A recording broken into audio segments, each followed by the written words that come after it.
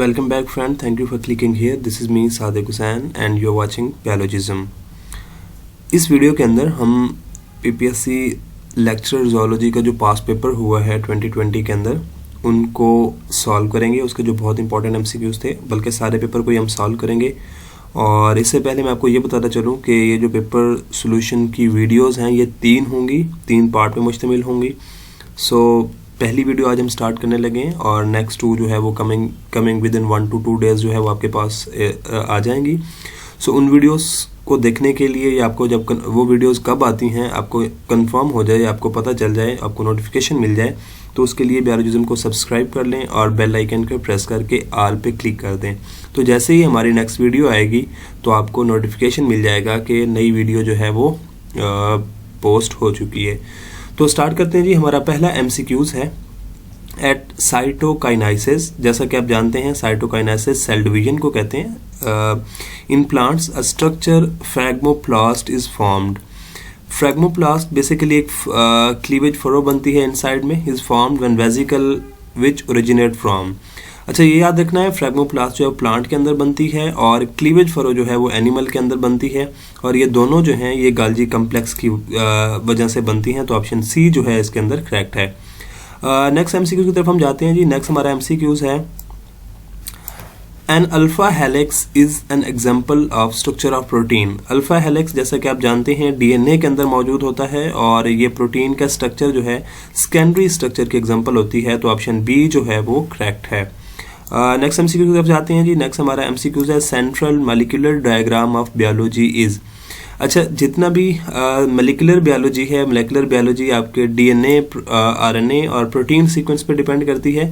तो इसके अंदर जो डायग्राम है इसको आप सेंट्रल डॉग्मा भी कहते हैं। DNA होता है, DNA से मैसेंजर RNA बनता है और RNA से प्रोटीन बनती है। तो ये ऑप्शन बी जो है दिस इज करेक्ट।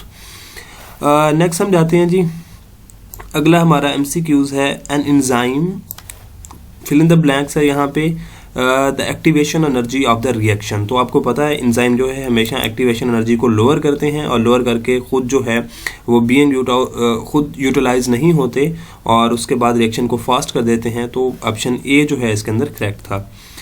नेक्स्ट है जी when cell type which cell type do you will prefer to take the nucleus of cloning. कि अगर आपको क्लोनिंग करनी है तो आप उसके लिए कौन से सेल से न्यूक्लियस निकालना चाहेंगे। तो हमेशा आपको पता है एम्ब्रियोनिक सेल वो सेल होता है जिससे क्लोनिंग करने के लिए न्यूक्लियस लिया जाता है, क्योंकि उसके अंदर जो ग्रो करने की एबिलिटी होती है वो मैक्सिमम होती है। नेक्स्ट है जी where do you transfer nucleus of cloning. कि जब आपने एम्ब्रियोनिक सेल से जो एम्ब्रियोनिक सेल है उसे न्यूक्लियस निकाला है तो उसको कहाँ पे ट्रांसफ़र करेंगे ताकि क्लोनिंग की जा सके। तो इनोकुलेटेड न्यूक्लियस जो एग होता है उसके अंदर आप उसको हमेशा ट्रांसफ़र करते हैं। So option B is correct. Next है जी हमारा नेक्स्ट क्वेश्चन है with respect to the outside the inside of neutron is at rest is. कि जब हमारे पास न्यूट्रॉन जो होता है, ये बेसिकली न्यूट्रॉन नहीं है, सॉरी ये न्यूरॉन है, ये स्पेलिंग मिस्टेक है। न्यूरॉन जो है वो रेस्ट पे होता है तो उसकी जो इनसाइड होती है with respect to outside more negatively charge होती है। तो option A is correct. Next हम जाते हैं जी। हमारे पास नेक्स्ट क्वेश्चन है what is the normal resting potential of neuron. तो नॉर्मल रेस्टिंग पोटेंशियल जो है वो -70 मिलीवोल्ट है। तो ऑप्शन ए इज करेक्ट है। नेक्स्ट है जी what is the characteristic of stem cell. Stem cell basically basic cells होते हैं जो कि डिफरेंशिएटेबल होते हैं और सेल्फ रिजनरेटेबल होते हैं। तो दोनों जो पहले ऑप्शन है differentiate each other and self renewing होते हैं, तो ये करेक्ट था। तो ऑप्शन सी जो है that is a correct. Next हम जाते हैं जी prion are made up of protein. जो प्रायन है basically these are just basic protein और ये ऐसी प्रोटीन है जो कि इन्फेक्शन काज करती हैं। तो option D is correct. Next हम जाते हैं जी larva of spongy is known as. Spongy जो पोरिफेरा फाइलम है इसके अंदर जो लार्वा होता है उस लार्वा को हम एम्फीब्लास्टूला लार्वा कहते हैं। So option D is correct. Next है जी साइकन बिलोंग टू क्लास। साइकन कौन सी क्लास से बिलोंग करते हैं। तो साइकन बेसिकली स्पंजेस की ही टाइप है और ये क्लिसेरिया से बिलोंग करते हैं। तो ऑप्शन ए इज करेक्ट। साइकन होती है, एस्कन होती है और फिर ल्यूकन होती है। ये 3 टाइप हैं बेसिकली स्पंजेस की। The class of coral is, के कॉरल की कौन सी क्लास है, तो कॉरल जो है वो एंथोजोआ क्लास से होते हैं, so option A is correct. Next है जी, renal portal system is found in, renal portal system basically एक ऐसा सिस्टम है जो कि एक्सक्रीटरी सिस्टम के अंदर मौजूद होता है, और ये फ्रॉग की जो क्या कहते हैं सिस्टम है उसके अंदर रीनल पोर्टर सिस्टम, यानी जितने भी एम्फीबियन हैं उन एम्फीबियन के अंदर रीनल पोर्टर सिस्टम जो है वो मौजूद होता है। नेक्स्ट है जी, these are the free living platyhelminthes, ये सारी कैस्टोडा, ट्रेमाटोडा, टर्बुलेरिया, निमाटोडा, ये तो अलग फाइलम है, ऊपर वाले जो तीनों मौजूद हैं ये क्लासेस हैं प्लेटीहेलमिन्थेस की, और इसके अंदर जो फ्री लिविंग है वो टर्बुलेरिया है, जो टर्बुलेरिया होती है वो आपके पास फ्री लिविंग प्लेटीहेलमिन्थेस होते हैं। नेक्स्ट है जी, the Turner syndrome is represented by, तो एक्स नॉट, क्योंकि इसके अंदर 45 क्रोमोसोम होते हैं, एक क्रोमोसोम मिसिंग होता है टर्नर सिंड्रोम के अंदर, तो एक्स नॉट या एक्स जीरो से जो है इसको रिप्रेजेंट किया जाता है।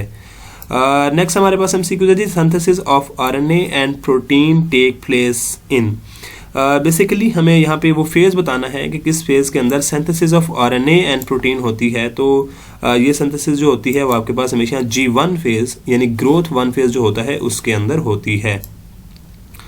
अगला हमारा क्वेश्चन है जी, why are these more males with colour blindness than female, के मेल जो हैं उनके अंदर कलर ब्लाइंडनेस क्यों ज़्यादा होती है रेदर देन फीमेल, तो इसकी वजह हमें बतानी थी। ऑप्शन ए था the gene is found on the Y chromosome, ऐसा नहीं है।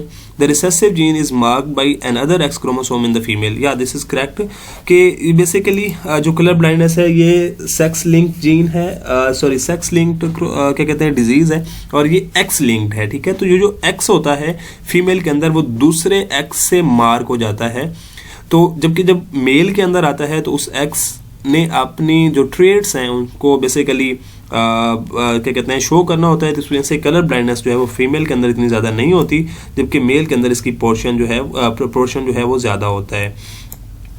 नेक्स्ट जी, during meiosis the chromosome become daughter chromosome during, के क्रोमोसोम जो है जब वो डिवाइड कर रहे होते हैं तो वो डिवाइड करने के बाद जो नया क्रोमोसोम बनता है उसे आप डॉटर क्रोमोसोम कहते हैं।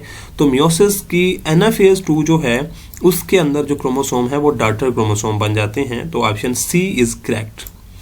नेक्स्ट है जी, the genetic disorder sickle cell anaemia is an example of, anaemia जो है जिसके अंदर सेल की क्या कहते हैं शेप जो है वो चेंज हो जाती है, तो ये किस जेनेटिक डिसऑर्डर की एग्जांपल है, तो इससे हम कहते हैं प्लियोट्रॉपी।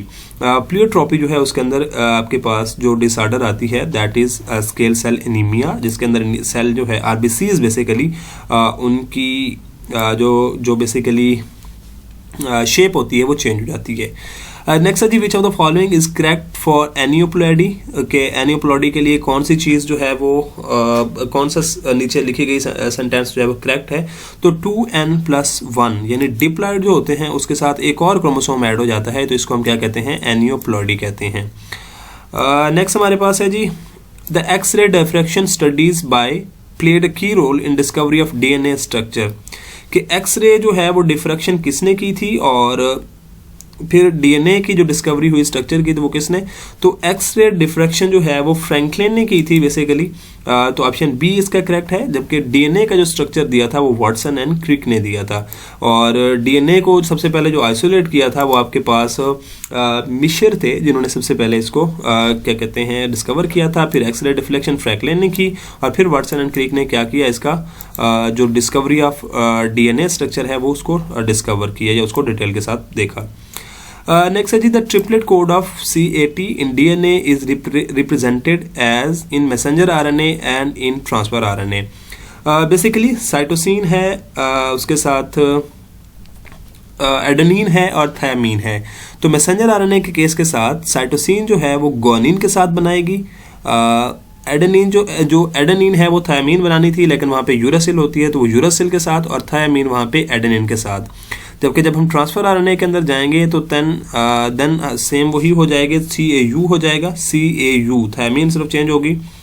तो आपके पास ऑप्शन सी जो है अगर हम इसको देखें तो CG आ रहा है, AU आ रहा है और TA आ रहा है, तो दिस इज करेक्ट। तो आगे CAU बस T जो है यानी थायमीन जो है वो यूरासिल के साथ क्या हो जाएगी चेंज हो जाएगी।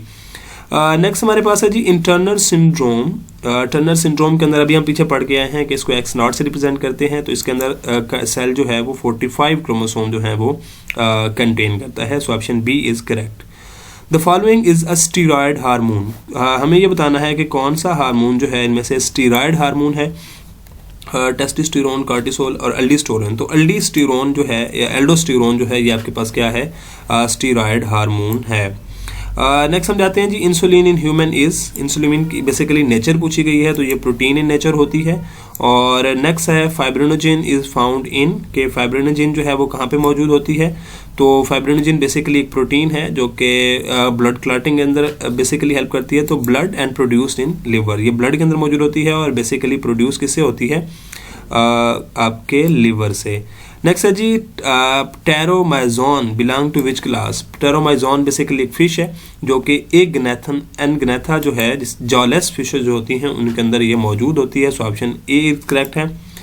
Lateral line system is present in, के लेटरल लाइन सिस्टम किसके अंदर होता है, तो ये लेटरल लाइन हमेशा फिश के अंदर मौजूद होती हैं जो कि इलांगेटेड टू द बॉडी होती हैं। सो ऑप्शन ए करेक्ट है। नेक्स्ट है जी classification of arthropoda is based on number of structure.